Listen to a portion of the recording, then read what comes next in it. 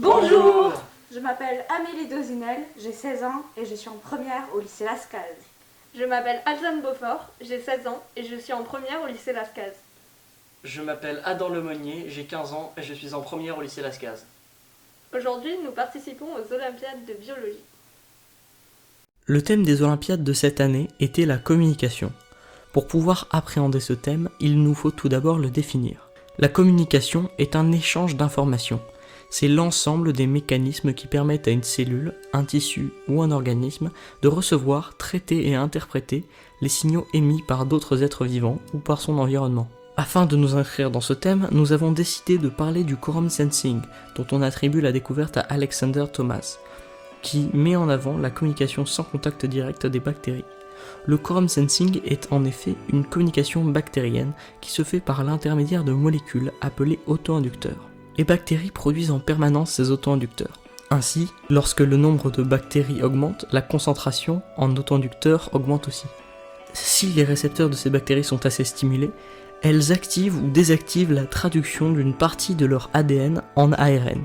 ARN qui sera transcrit ou non pour former une molécule efficace uniquement lorsque la densité bactérienne est élevée, aboutissant à la mise en place de certains phénotypes comme la virulence ou la formation de biofilms.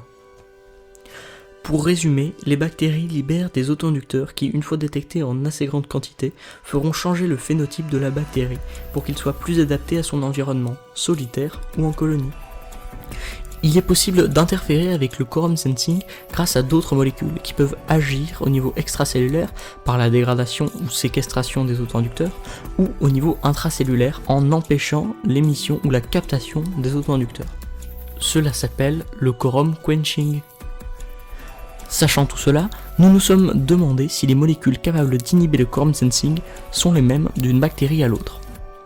Pour répondre à cette question, nous avons mis en place une expérience. Les travaux de Leopoldo Mai nous permettent de connaître les différentes molécules qui inhibent le quorum sensing de Vibrio arveri.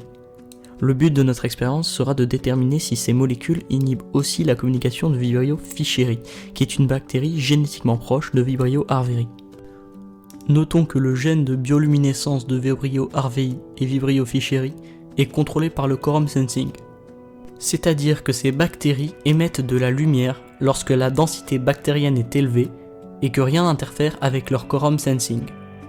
Pour cette expérience, nous utiliserons des produits qui contiennent en abondance les molécules que nous voulons tester, à savoir de l'huile de tournesol, de l'huile d'olive, de l'huile de coco et du saindoux. Pour cette expérience, nous utilisons le matériel suivant.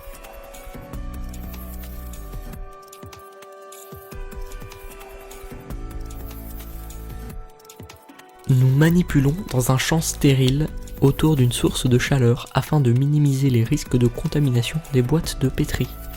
Nous préparons tout d'abord 2 témoins, 2 boîtes de pétri qui ne contiennent que la bactérie Vibrio fischeri.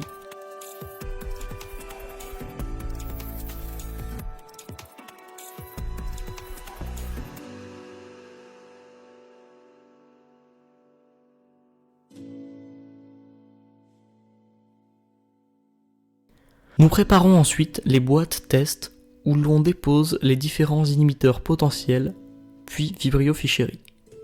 Nous répétons le processus pour chaque produit testé. Il suffit ensuite d'attendre quelques jours que la bactérie se développe. Nous constatons que les bactéries des boîtes témoins émettent de la lumière en quantité similaire aux bactéries des boîtes test. Nous en concluons donc qu'aucune molécule n'a interféré avec le quorum sensing des bactéries et que les inhibiteurs de la communication bactérienne ne sont pas nécessairement les mêmes d'une bactérie à l'autre.